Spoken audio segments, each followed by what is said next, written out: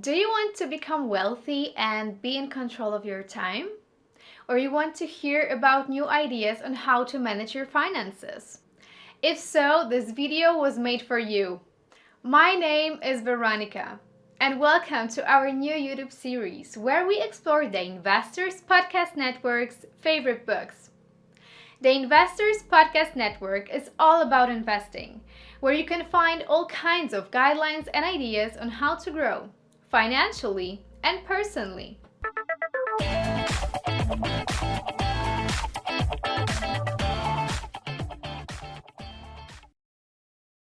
Today, we'll talk about the psychology of money with over 1 million copies sold. A book written by Morgan Housel, who, by the way, already was a guest of Trey at the Investors Podcast Network some time ago. The book is shedding more light on an underappreciated approach towards money, investing, and forecasting, stating that financial success is not a hard science. It's a soft skill, where how you behave is more important than what you know. Morgan Housel shows that the essential topic of money is influenced by emotions and one's personal experiences. He surprisingly points out that only few people make financial decisions purely with a spreadsheet, while a greater number make them at the dinner table being influenced by emotional and unique variables. His insights touch areas such as our approach to money in general, as well as spending, investing, and saving. I would like to share the top 10 takeaways which I find mind-blowing in terms of how people think of money in their everyday lives. We judge a book by its cover. We should be less judgmental and more understanding when looking at other people's seemingly terrible or odd financial decisions. We should realize that we all have different reasons for making our financial choices. We all have a completely different approach to money in general. We were all raised by different parents who passed on different values and set an example of different ways to make income. When adding various cultures, traditions, and a country's economy, it becomes very clear that one's perception of actions and behavior required to take care of one's family is tremendously different from another's. How you feel about making, investing, saving, and spending money depends on where and when you were born and brought up. An individual investor's willingness to bear risk depends on personal history. If you grew up when inflation was high, you invested less of your money in bonds later in life compared to those who grew up when inflation was low. If you happened to grow up when the stock market was strong, you invested more of your money in stocks later compared to those who grew up when stocks were weak. Your perspective on money and how you approach it depends on your personal experiences, including your family's financial situation. We underestimate the power of luck and risk. It is reality that every outcome in life is guided by forces in addition to the individual effort one puts when trying to achieve their goal. As Bill Gates once said, success is a lousy teacher because it seduces smart people into thinking they can't lose. Regardless of your effort and preparation, things tend to spin in their own unpredictable way. So, as a result, both luck and risk can happen even to the smartest person. And we tend to explain someone else's failure as a bad decision, while our own failure is considered a calculated risk. You could be lucky in buying stock in a game production company just before the world premiere of a new game edition, which was promoted everywhere. So then you're luckily at 20% higher stock price. On the other hand, as Housel says, you could buy a stock and 5 years later it's gone nowhere or even dropped. It's possible that you made a bad decision by buying it. But it's also possible that you made a good decision because you had an 80% chance of making money, but happened to end up part of the 20% of unlucky ones. In both cases, you can fail or succeed. But there are many different variables and circumstances that influence the outcome other than just your individual effort and preparation. This is why you should learn to deal with failure and plan your financial life in a way such single decisions don't wipe you out, so you keep making new ones. We never have enough. As Housel pointed out, once we reach our goal, we can't stop and always strive for more. You could call such an attitude towards money very ambitious, because who wouldn't want to earn more money, get nicer and more expensive stuff, and buy a bigger house? Well, this can be a very tricky approach to making money as well as spending money. Modern capitalism is great at generating wealth and generating envy. Now, what it means that due to social pressure, we may never let go of feeling forced to do better financially, just so we can show off to our peers with prestige or power. It also means that it can get very difficult to reach a point of finally feeling happiness. We can chase bigger numbers in our bank accounts or higher returns, however, they don't come without risk. This is why a sense of having enough and being perfectly at peace is key to being more reasonable about what your financial expectations are, rather than what you feel will make you feel more respected and appreciated. Not knowing when to stop can become dangerous once we get a taste of having more. It can mean many things, either sacrifice your family life to earn more money and work longer hours, but it could also mean committing crime in order to make your business earn more money. Either way, there are definitely certain things like your family, reputation, or just sleeping well at night that you just don't risk. Try to get wealthy and stay wealthy. Every day we search for new possibilities to get closer to a general dream of getting wealthy. This is great, but have you ever considered what it means to be wealthy or rich? What is the ultimate outcome we look for, and what happens when we get there? Well, the author draws a line between being wealthy, which is invisible, and being rich, which is more artificial and to show off. We can earn more or have bigger returns, but if we spend proportionally more, we probably don't get to keep what we could. It is important and very underappreciated to keep in mind that getting more money is one side of the coin, but the other one is having the ability to keep it this way. We should definitely plan our finances and investments. However, a wise tactic is to also design a plan B for darker times, so we don't ruin what we have worked on for years.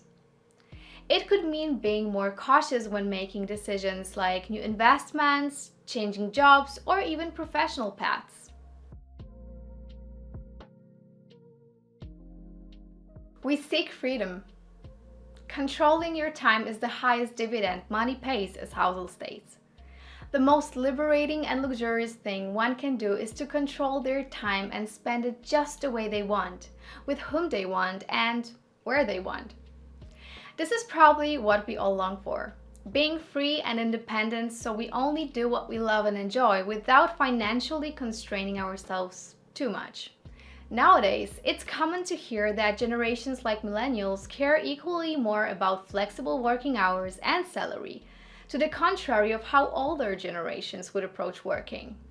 It is simply because we all are in a constant rush, so we are very aware of time being a luxurious good. Striving for financial independence is desired just like freedom to control your time the way you want, so you can live life to the fullest. Have a margin of safety. Margin of safety or room for an error means, as the author sums up, to plan on your plan not going according to your plan. What does it mean? It means that regardless of how well you made your financial forecast, there is always uncertainty and no gains are guaranteed. Moreover, not only the gains are not guaranteed, but failures and bad decisions we spoke about before can come true. And then we need to be sure to have enough money to surpass and survive bad luck. It could be a bad investment, including a 50% drop, as well as a disappointing career, so you seek to shift career paths, which impacts your household's finances, since you start from scratch. The author calls out the renowned Benjamin Graham and his famous concept of margin of safety made to render the forecast unnecessary, because it perfectly describes the fact that nothing is certain and obvious in the world. This is why margin of safety is supposed to protect us from worst-case scenarios and keep you safe long enough to wait for the odds to be in our favor again. Don't take advice from people playing a different game than you are. It is very typical to listen to advisors, experts, or work colleagues' advice and feel pressured or even enlightened enough to say, "He knows what he's doing. Why haven't I thought about it earlier?" Well, we should develop an inner critique that questions each advice before you take action on it. The reason for it is simple. Regardless of how smart, intelligent, and experienced people we listen to are, they may look at a completely different game to play than we want to play. It means that what works for them as a result could be disastrous to us. The best example, and yet most infamous one, is a bubble. Bubbles do their damage when long-term investors playing one game of looking to invest for years, if not decades, start taking hints from short-term investors, playing a totally different game of day trading and looking for a quick rise of a stock price. This is why every investor should pick a strategy that has the highest odds of successfully meeting their goals. Start saving money for no reason. When we save money, we tend to save it having a specific reason in mind. So whether we save to buy a new car, go on vacation, or down payment on a house, there always seems to be something already waiting in line to spend money on. Housel argues that we should be saving money for no specific reason, say for darker and uncertain times. Saving 20% of our disposable income each month could provide us with a high savings rate, which would mean having lower expenses than we otherwise could. Wealth is just the accumulated leftovers after you spend what you take in.